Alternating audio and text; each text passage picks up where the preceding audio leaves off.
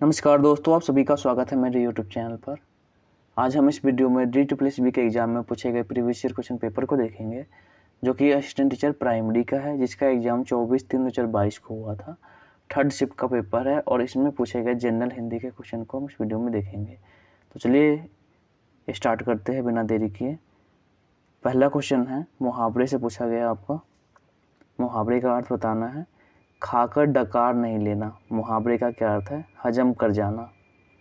जैसे हम कभी कहते हैं ना कि वो मेरा पैसा खा गया और डकार तक नहीं ले रहा है, मतलब हजम कर गया है और कुछ बोलता भी नहीं है। ठीक है, तो option number A right answer है।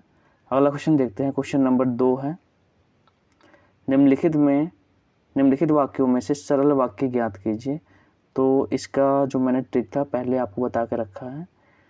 तो इसमें जो पहला है, जैसे ही दिवांशु आया वैसे ही रोने लगा, तो जैसे वैसे किस में आता है? मिश्र वाक्य में। तो ये तो हमारा है नहीं सरल वाक्य। जब दीपांशु आया तब रोने लगा, तो जब तब वाला भी हमारा कौन सा आता है? मिश्र वाक्य में आता, तो ये भी नहीं है हमारा सरल वाक्य। दीपांशु आते ही रोने लगा, सरल वाक्य है, एकदम सीधा सा वाक्य है। ठीक है, तो ये हमारा सरल वाक्य हो गया। दीपांशु आया और आते ही रोने लगा, जब दो वाक्यों को ऐड किया जाए तो वो हमारा क्या होता है? संयुक्त वाक्य होता है। Option number C right answer है। नेक्स्ट क्वेश्चन देखते हैं। क्वेश्चन नंबर 3 है, इसमें आपको विराम चिन्ह का प्रयोग चयन करना है।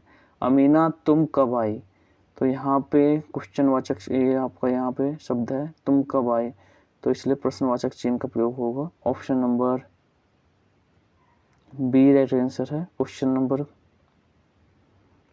4, निम्नलिखित शब्दों का पर्यायवाची नहीं है। निम्नलिखित शब्द का पर्यायवाची नहीं है। नौका, तो नौका का पर्यायवाची कौन सा नहीं है? नाव तो पर्यायवाची है, तर्जनी भी है, जलयान भी है। सारंग नहीं है, इसलिए ये राइट आंसर होगा ऑप्शन नंबर, इसमें क्योंकि पूछा गया कौन सा नहीं है, तो ऑप्शन नंबर बी इसमें नहीं है। सारंग तो किसका पर्यायवाची है? तो सारंग मतलब होता है हिरन। क्या होता है? हिरन, मृग, सुरभि, कुरंग, ये सभी किसके? सारंग के पर्यायवाची है।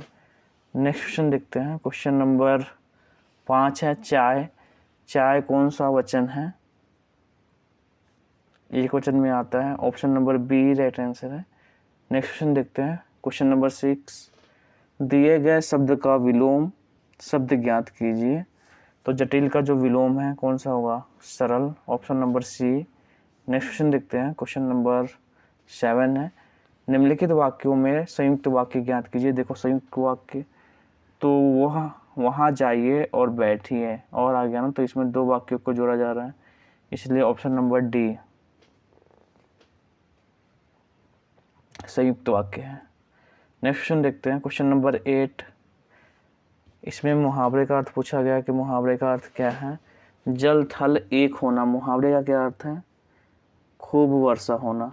जैसे हम बोलते हैं ना कि इतनी बारिश हुई कि जल थल एक हो गया, मतलब जल और थल दोनों बराबर दिख रहे हैं, एक जैसे, तो उसी को बोलते हैं जल थल एक होना, मतलब खूब वर्षा होना।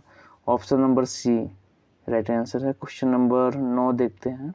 शिशु रो रहा है, इस वाक्य में क्रिया ज्ञात कीजिए। तो शिशु रो रहा है, सकर्मक क्रिया, सकर्मक उसे बोलते हैं जिसमें क्या हो? क्रिया कर्म हो, लेकिन जिसमें कोई कर्म ना हो उसे क्या बोलते हैं? अकर्मक क्रिया बोलते हैं। Option number D. जैसे हम अगर कहें कि राम आम खा रहा है, तो आम इसमें क्या है? कर्म है, इसलिए वो सकर्मक क्रिया होगा। राम दौड़ रहा है, तो इसमें कोई कर्म नहीं है, इसलिए क्या हो गया? अकर्मक क्रिया। Option number D. Next question देखते हैं। क्वेश्चन नंबर 10 है, निम्नलिखित में से कौन सा शब्द विदेशज शब्द नहीं है? तो विदेशज, इसमें ऑप्शन नंबर बी फुनगी नहीं है। फुनगी कैसा शब्द है? देशज शब्द है। क्वेश्चन नंबर 11 देखते हैं। इंद्रा और इंद्र, इंद्रा मतलब होता है इंद्रानी, इंद्र मतलब सूर्यपति, इंद्रलोक के देवता। Option number B right answer है। क्वेश्चन नंबर 12, जो कम बोलता है उसे क्या बोलते हैं? अल्पभाषी, जो बहुत बोलता है उसे बहुभाषी। Option number B right answer है। क्वेश्चन नंबर 13 आधुनिक युग की मीरा महादेवी वर्मा ने मेरा परिवार नामक संस्मरण लिखा। तो ये कौन सा काल है? आसन भूतकाल। Option number B right answer है। क्वेश्चन नंबर 14 को देखते हैं। दिए गए शब्द का प्रत्यय ज्ञात कीजिए। तो जो कई शब्द के आगे जुड़ता है उसे क्या बोलते हैं? उपसर्ग। पीछे जुड़ेगा तो प्रत्यय। तो इसमें आपको देखना है सुनार। सुनार में क्या है? आर प्रत्यय है। Option number A. Next question देखते हैं। क्वेश्चन नंबर 15 है। इसमें विराम चिन्ह देखना है आपको। तो देखो, चलो जल्दी चलो बस आ गई। तो चलो के बाद हम कॉमा लगा सकते हैं यहाँ पे। चलो जल्दी चलो, तो कॉमा क्या है हमारा? अल्प विराम है। Option number D. अब ये आपका कम्प्रीहेंशन है। कम्प्रीहेंशन को आपको पढ़ना है, फिर उसके बाद उत्तर देना है। तो चलिए स्टार्ट करते हैं। परसाई जी की रचना भोला राम का जीव एक व्यंग रचना है। इस रचना में लेखक ने एक मनुष्य की आत्मा के लुप्त हो जाने की घटना के माध्यम से शासकीय व्यवस्था, भुखमरी, जड़ता और यथार्थ का उद्घाटन किया है। यह कहानी सतही तौर पर एक व्यक्ति की व्यथा कथा दिखाई देती है जो भ्रष्टाचार के चक्की में पीस रहा है, परंतु इस कथा के पीछे लेखक की मानवीय करुणा और सामाजिक यथार्थ के प्रति आक्रोश झलकता है।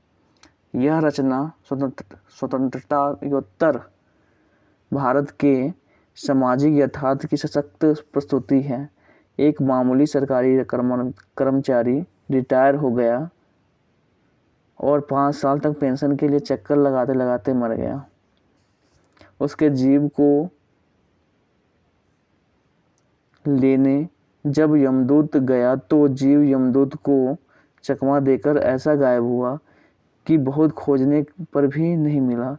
आखिरकार जब नारद जी उसे ढूंढते हुए स्वयं धरती पर आए तो वह जीव अपनी पेंशन फाइल में अटका हुआ पाया गया। आश्चर्य यह था कि नारद जी के कहने पर भी वह स्वर्ग में जाने को तैयार नहीं, क्योंकि उसका मन अपनी पेंशन फाइल में ही अटक गया है। कहानी के माध्यम से परसाई जी यह बताना चाहते हैं कि जिस भ्रष्टाचार से आज हम दबे हुए हैं वह इतना सर्वव्यापी है कि आज उसकी पहुंच अलौकिक हो गई है। इस कहानी के प्रारंभ में ही लेखक स्वर्ग और नरक की दिव्यता, अलौकिकता का मिथक तोड़ देते हैं। मिथक तोड़ते हुए वे कहते हैं कि कुछ भी हो जीवन के बाहर नहीं है और जीवन से अधिक सत्य कुछ भी नहीं है। जिस अलौकिकता को आधार बनाकर धर्म के पुरोहित पंडे लोगों को ठगते हैं, उस अलौकिकता को प्रारंभ में ये वाक्य धराशायी कर देते हैं। यह मनुष्य की जय का गान है, क्योंकि परसाई जी की विचारधारा मानती है कि मनुष्य से बड़ा कुछ भी नहीं। इस कहानी की शैली और भाषा अत्यधिक सरल व स्पष्ट है। इस कहानी का उद्देश्य भ्रष्टाचार की कथा कहना है। भ्रष्टाचार कितना सनातन है यह परसाई जी ने इस कहानी के माध्यम से स्पष्ट रूप से दिखाया है। अब देखो क्वेश्चन है 16। लेखक ने समाज की किस व्यवस्था का उजागर किया है? किस व्यवस्था को उजागर किया? भ्रष्टाचार की जो व्यवस्था है उसको बताया है लेखक ने। Option number B. Next question देखते हैं। क्वेश्चन नंबर 17 है। जीव का मन कहाँ अटका हुआ है? तो वो फाइल किसमें? पेंशन की फाइल में अटका हुआ है। Option number C. देखो क्वेश्चन नंबर 18 है। सरकारी कर्मचारी कितने सालों तक पेंशन के लिए चक्कर लगाता रहता है? तो 5।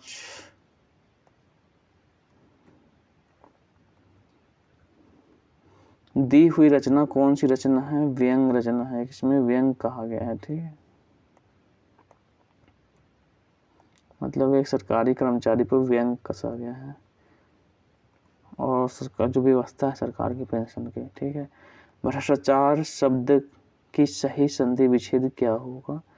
तो भ्रष्ट जोर आचार्य। भ्रष्ट जोर आचार्य आचार, ठीक है। Option number B right answer है। तो ये 20 क्वेश्चन आपके कंप्लीट हो गए। आई होप वीडियो आपको अच्छा लगा होगा। अगर वीडियो अच्छा लगा तो लाइक करिए, सब्सक्राइब करिए, शेयर करिए। मिलते हैं नेक्स्ट वीडियो में। जय हिंद, जय भारत।